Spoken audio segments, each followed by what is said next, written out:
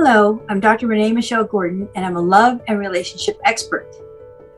I help single people find everlasting love, and I help couples reignite the love and passion that they once had when they first got married. So, when I get a client that comes into my office, or I meet them on Zoom, because I meet many people from across the country and around the globe, they'll say to me, I really want to find my love at last. I'm really looking for my soulmate. And when can we go online? And I share and I smile with them and I share this statement. If you were to start a brand new company today, do you think next week you'll be making $1 million? Absolutely not, because you have to create and do the fundamentals. You have to do the work first. And that's done first, of course. Well, that being said, finding your love of your life is also the same thing. So you're looking for the love of your life, but you need to have that important ingredient. The first one, there's a few ingredients. The first thing is you need to know who you are. Sure, you may know and think who you are right now, but in reality, you need to write it down. Number two is I'm going to share with you the distinction between values and beliefs, writing it down who you think you are and what you're all about. These values are not negotiable. They're non-negotiable. And think of this as a non-negotiable for you. So I'm going to read a portion of a passage from my book. And this is my book, Finding Your Love at Last, 5 Simple Steps to Attract Your Soulmate Within 90 Days or Less. This is one of the passages from my book, and it's about values and beliefs. Knowing yourself is imperative before you begin looking for your soulmate. Who you are is not the job you perform or the hobbies and sports that you spend your time on. It's much, much deeper than that.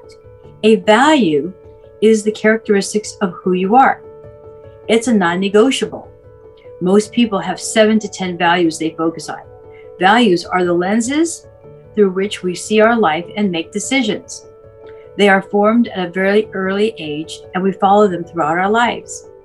Beliefs, on the other hand, are what directs our actions in our life, but they are not as concrete as our values. A belief is a function of experience, and if an experience changes or the information contributes to an experience change, the belief can adjust or change completely. So hobbies and interests may be influenced by our values and beliefs, but they are not the core of who we are.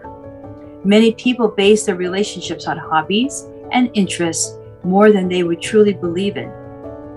They get along so well as a couple at first, but as individual beliefs and values will rule their direction of their relationship and their decision making, so that they need to be compatible. They have to be in alignment. So know yourself first. With that said, one of the things I want to share with you as an example is my top value is God. A second one is my love and my family. And the third one is integrity. The fourth one is freedom. And my fifth is legacy. So knowing yourself and your values and your beliefs all contribute to loving yourself. And when you love yourself, that is a cure for finding your everlasting mate, keeping your life mate, and keeping them for years and years and years, and enjoying the happiness. So what I do is I help people find their true love and help them create more of a peacefulness and harmony in their life. So it helps avoid any pain or emotional pain down the road. So this is my happiness of my family. Those values that are so important to me, I need to know those values first. Because of what? If you don't know who you are and how you're going to match to the right person, how are you going to do that? Well, think about it. You need to write it down. And when I say write it down, it's blue ink to white paper. Write it down because you need to be connected to those words to understand that what you're feeling inside of you. You just can't do this and just think about it and hope and wish that this person's going to come into your life. You need to write it down. And it goes beyond your hobbies. It goes beyond your interests. It goes beyond what you think you are. It is because those things that are non-negotiable, because those are the things that never change. Let me give you an example. My husband admits that he made a big mistake, just like everybody else. And it was a pretty big mistake regarding finding a love he thought was going to be his everlasting love, way before we met. And so he dated somebody for about 6 weeks and then asked her to get married. And after 6 weeks, he said to himself, why did I do that? And because they were not in alignment. He's huge a Tony Robbins fan, which all of you know is about personal development. Actually, he worked with his inner circle. The girl he met, named Beth, she wasn't so much aligned with personal development, but instead of going to a Tony Robbins retreat for 4 days, she wanted to go into the desert to see a, what is it called? It's not Iron Man, but it's Man on Fire or something like that, where they burn a gigantic scarecrow of a man, like 50 foot tall. And it's more about hedonistic things, but it's totally not personal development. When she said that, he knew right away that their relationship was not going to be in alignment. So he decided not to marry her, and he never really wrote down the important things that was important to him. So what is love? Well, what I'm going to share with you today is the acronym of love, L-O-V-E. Right now, I'm going to share with you the acronym of love, which is the first is L for love. Love is everything. The dictionary of the definition of love is the intense feeling of deep affection, but it's much, much more than that. In the world of hate and fear and jealousy, love is the only answer for all.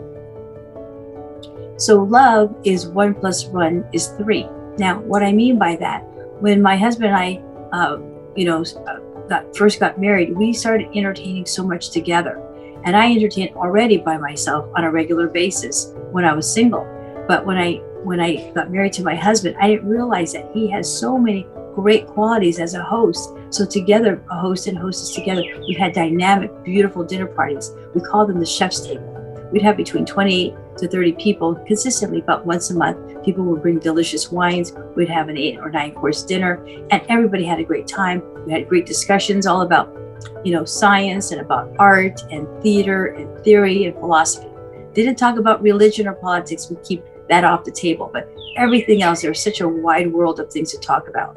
So what I want to share in life, there are only 2 things. There's 2 things. There's love and everything else. But there also is hate, anger, and frustration, and jealousy and resentment. With that said, my mother and sister have a tendency of being like that. And I find myself, when they're in this pettiness or jealousy or gossipy, which I really hate, I find myself being the glue to bring them together, bring the family together, so there's no fighting at the dinner table during the holidays. It is tremendously draining of my energy. And I found that when you set boundaries, loving boundaries, and saying, you know what, this doesn't work for me, I can't have you over to my home if you're always going to be fighting with each other or fighting with other people or whatever it is, or gossipy things. So I decided to love them from afar and go out to dinner rather than having them come to my home. And that's how I set a boundary of not having people cross that boundary of jealousy and fear and resentment. So my question to you is, why love? Well, the overall sense of well-being is less illness, improved business results, improved career, attract better people around you, and better relationships, and on and on and on. You may have your own definition of love, but me, I love waking up to my husband, Jim. He's sleeping soundly, and I'm looking at all of our little puppies, Jean-Luc, Harmony, Joy, Bliss, and that feeling that I get that sums it all up, that represents love for me. I want to share with you a study that they did at Harvard University. And the study is a 75-year-old study that was 75 years of continuous years, which was tracking the physical and emotional well-being of 2 populations of men and women. The one group of poor people, or less fortunate people, growing up in Boston, and the other who had gone to Harvard and they were graduates. They had seen that the people who stayed connected and loved one another and loved from a place of being grounded and knowing themselves had a longer relationship, and they're less likely of getting divorced because they connected with family and their roots, rather than people who are just intellectual, but they didn't know how to commit and be connected to their families. So they just found, whether it's emotional awareness or being academic, the people who are more emotionally aware were the people who had longer relationships. So that was the findings of that story. So the clearest message that we've gotten from this study is that good relationships keep us happier and healthier. The clearest predictor of happiness and fulfillment overall in life is basically love. The good life was built upon good relationships. So the O in love is O for open, being open to the possibilities. What is your opportunity? What is your opportunity to improve your communication? Asking probing questions to improve daily living, day by day. Create a life plan of what you want to do with your life between now, 3 years, 5 years, 10 years down the road. You want to create a life plan where you want to go. It's your GPS. It's your blueprint that you want to create, the kind of family that you want to have, and create that vision. And actually, another thing that might be a great idea too is creating a vision board, where you want to go, what your family looks like, where you want to travel, the kind of work you want to have, when you want to retire.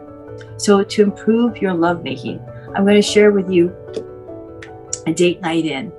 This is about Valentine's Day, which is right around the corner. It's called the 5-day foreplay plan. And what I mean by that, especially to the men, is that this is for people who are married couples or people who are dating. What you want to do, especially when you're living together, you want to ask your wife, on Saturday night, I'd love to take you out to dinner. In fact, I'm making reservations now, maybe today's Monday.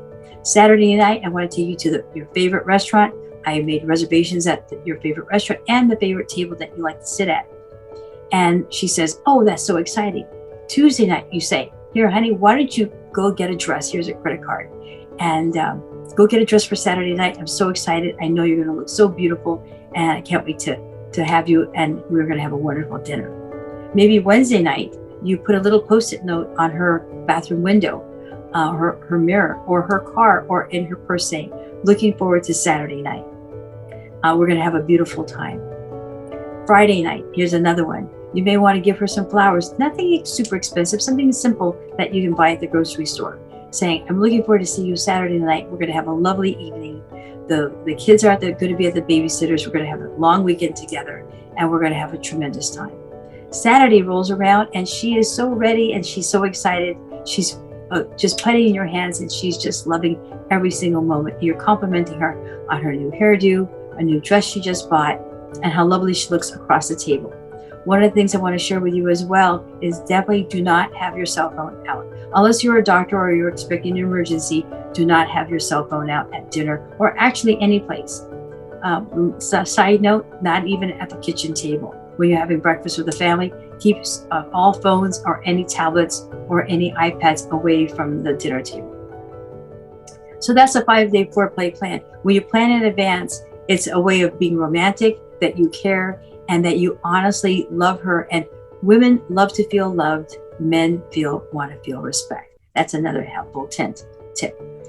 Speaking of which, 5 ingredients for a successful relationship is not just about love, but it's respect, acknowledgement, attention, affection, and open communication.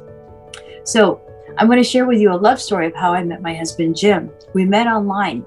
And our love story is quite simple. It's simple and it's not so simple. Way back when in the year 2000, some friends of mine wanted to put me online. And I said, I don't really want to go online because I don't think it's for me. And they said, well, every time we see you, you have these beautiful dinner parties, so many people, everybody comes in couples, and you're the one who's single and putting on the dinner and cooking and setting the table. We want to help you find somebody. So they put me online. The first night I had 157 people on Match.com.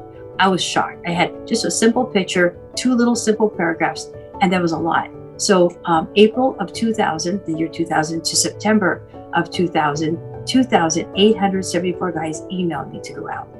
Guess how many people I went out with? I went out with 87. 87. Now, obviously it wasn't romantic, very platonic, but it was mostly like coffee, juice, Jamba Juice, Starbucks, things like that. Just getting to know them a little bit better. So what I did is I asked them key questions. And as I asked them these key questions, I knew right away who was for me and who wasn't, and who was in alignment with my beliefs and values. It seemed as though Jim had the top 5 values. So that is how we met, and we got to know each other a little bit better. But I hadn't dated him till about maybe 10 weeks after I got online, because he wasn't online. He happened to meet me because he was helping one of his friends, who's a girl, and she couldn't find anybody because she didn't write the right profile, and it was kind of off kilter a little bit. But he saw my little profile right below hers and says, wow, I definitely want to go out with her. So we met at a restaurant, at a hotel, and we talked first for about 5 to 6 weeks. I didn't even know what he looked like because he wasn't online, but we exchanged phone numbers, and I sent him my number. We chatted for 3 or 4 hours each day for 10 weeks before we actually met. I didn't go to his website, but when I met him, it was definitely a blind date because I didn't know what he looked like. So we met. It was like, wow, thank you, God. I was so excited. It was 6'4", eyes of blue, salt and pepper hair. It was just perfect. So I thank God, and I'm so grateful. It's the best husband in the world. So if you're single and you're open to possibilities, to one day you're going to find your soulmate, and being open to the possibilities that one person is waiting right around the corner just for you. If you're in a marriage or a long-term relationship, being open to the possibilities of living a more harmoniously loving life together and embracing that love, first you have to meet that and love yourself first. One of my clients named Tim couldn't see the possibilities of his wife that he was living with. They weren't getting along very well. But being the love of his life, he thought, he couldn't see her for the long term because through the thick and thin, she wasn't there through the thin part. He couldn't see her emotionally supporting him as he worked his way up the ladder in sales, selling solar panels. That was his business. So I said to him, Tim, if you can't see your wife that you're with now being the woman of your dreams, how can you possibly see yourself with her forever and ever? And he said, no, I just can't. She just doesn't want to change. I said, well, for her to change, you have to change. He did change, but she still stayed the same, and they ended up getting divorced because their alignment of values and beliefs were so off. So being open to the possibilities is much more positive, is your way of manifesting your future in your life and your life partner. Many times when a spouse wants to make changes in their life, like losing weight, for instance, sometimes the success or failure of that possibility is not to do with how open they are to losing that weight.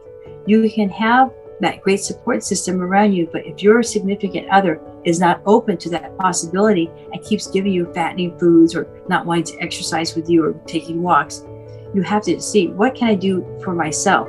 How can I love myself more to just do this on my own? And possibly they'll follow along.